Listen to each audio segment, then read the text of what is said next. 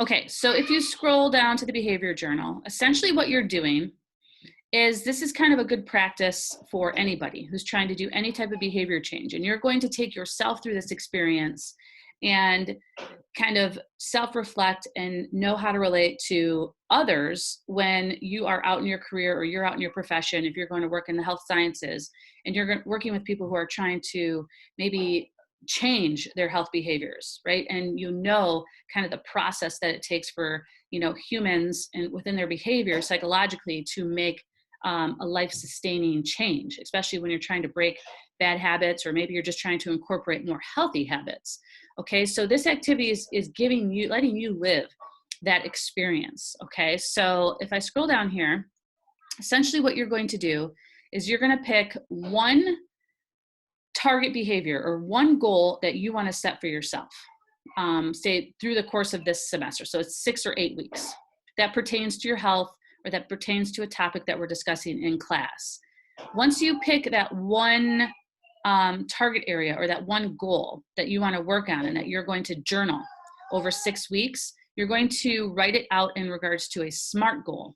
All right, and SMART goals are all outlined in the text and in the PowerPoint presentations as well too. And you can also Google what SMART goals are if you need a little bit of follow-up. But the big thing with the SMART goal is that when you're writing it out is that it needs to be specific. All right, so if you choose your goal, like I want to eat healthier, all right, that's not specific. That's not an accurate SMART goal. So you want to break it down to be extremely specific, all right? Specific, measurable, attainable, repeatable, okay, so on and so forth. So if you say I want to eat healthier, well, I'm going to come back to you and I'm going to say, what specifically do you want to do better? Or what specifically do you want to do different? Do you want to decrease your fat? Do you want to stop eating fast food? Do you want to cut out soda? Do you want to start drinking more water? Like pick one thing, keep it simple, that you want to do and that you want to track and record throughout, that you want to improve, though it's got to be something that you want to do throughout the course of this semester, okay? And be specific when doing that. Then at the top of a page, whether it be a Google Doc or a Word document, you're going to type your specific goal, your SMART goal, at the top of that document. So, oops, let me scroll down here. All right, so then the behavior journal, essentially you are going to record 2 journal entries per week, all right? You're not changing your goal every week, right? It's the same goal throughout the entirety of the semester. All right, but every week you're just going to journal, like, how are you doing with this goal? What are some roadblocks that you came up with? How did you respond to that? What strategies are you going to apply? How are you feeling about this, right? Are you noticing any improvement or any progress? Just a basic self-reflection, okay? And again, the outline and expectations as to what to put and what to write in those journal entries is in here as well too, all right? But I suggest putting it in a table format. All right, so this is an example of like a behavior journal that someone posted a while back, but it is the table format. So you have next week, all right, is going to be what, May 10th through 16th. And then you have your journal entry 1, journal entry 2. It could be Monday, Tuesday, Wednesday. It could change from week to week. You just need 2 entries, 2 journals, 2 reflections that you're recording per week. All right, that's it. So this is week 1. This would be week 2. All right, and you want to have 2, and then so essentially this would be what you would submit on week 1. Keep it one ongoing document. All right, so then the next week you're just going to add to this table, and you're going to put your next week, your journal entry, resubmit this document. All right, so when you resubmit it in week 2, I can see your week 1 and your week 2. All right, then for week 3, same thing, save this document, just add, all right, another row with week 3, your 2 journal entries, resubmit. So then week 3, I can see the continuation of your goal from week 1, week 2, and week 3. Okay, so that is it, I believe, with the behavior journals. And again, if you have questions, feel free to reach out. You want to make sure at the top of your page here, when you submit it, you write what your specific goal is. So I know, like, what are you working towards, for the purposes of this project. All right, so I want to, increase my water intake by, make sure I'm drinking 64 fluid ounces a day. Okay. Or I want to exercise more or I want to get more physically fit by, increasing my flexibility. Okay. So be specific. Think it could be any realm of health. It doesn't have to be food. It doesn't have to be fitness. It could be stress management. It could be time management. It could be anything, right? Pertaining to health. But you want to put your goal at the top and then start your table. Keep it one ongoing document that you're going to resubmit week after week.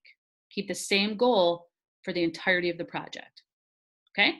And behavior journals are due Saturdays by midnight at the end of each seminar. All right, let's go here to health self-assessments, the last one I wanted to go over here.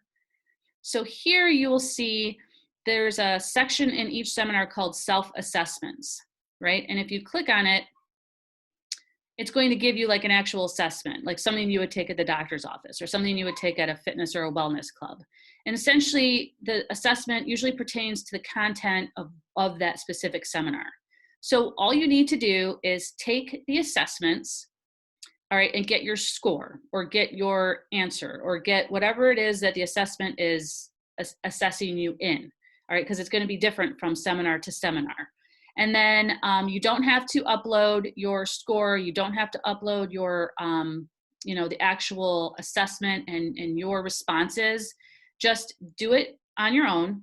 And then you're going to respond basically in the form of like a self-reflection journal. And again, if you go up here to the syllabus, and there's multiple, some seminars have multiple health self-assessments. All right, so this one has a stress score, and this one is pertaining more to lifestyle diseases and things like that.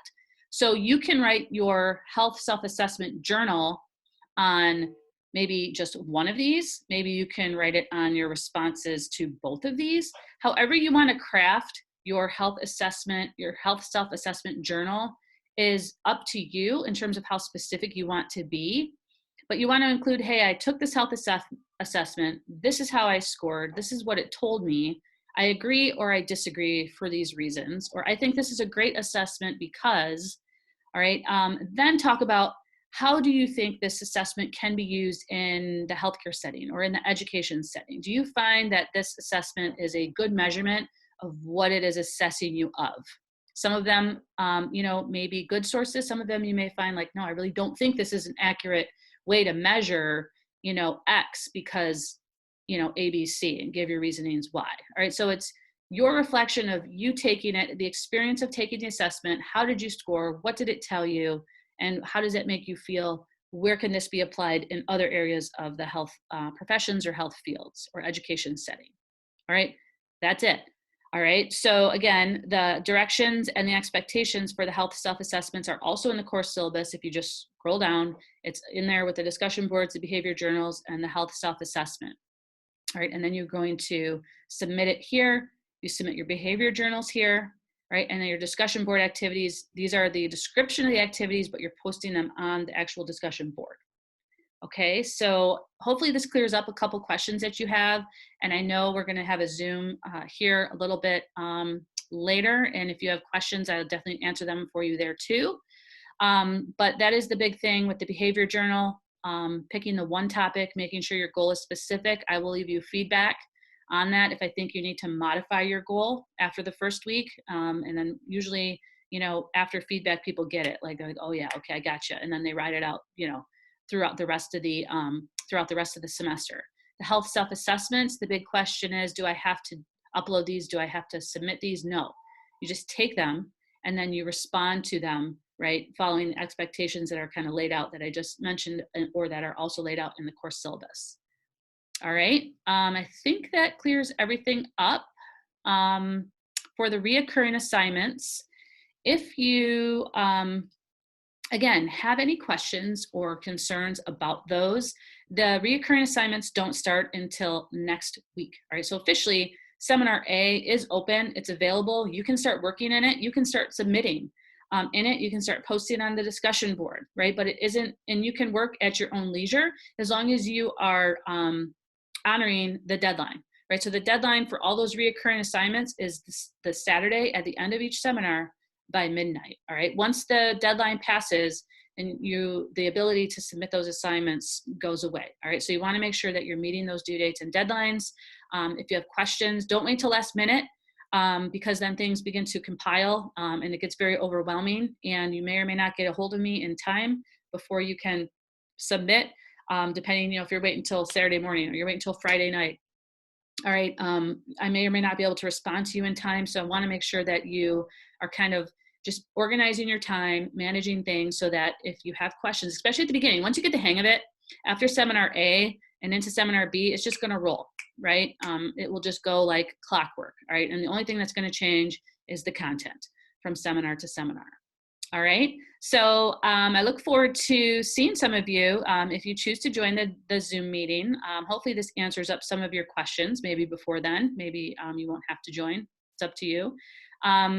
And stay in touch, and I will be in touch with you regularly, and I'm getting ready to kick off the semester next week, Seminar A. All right, everybody have a great afternoon.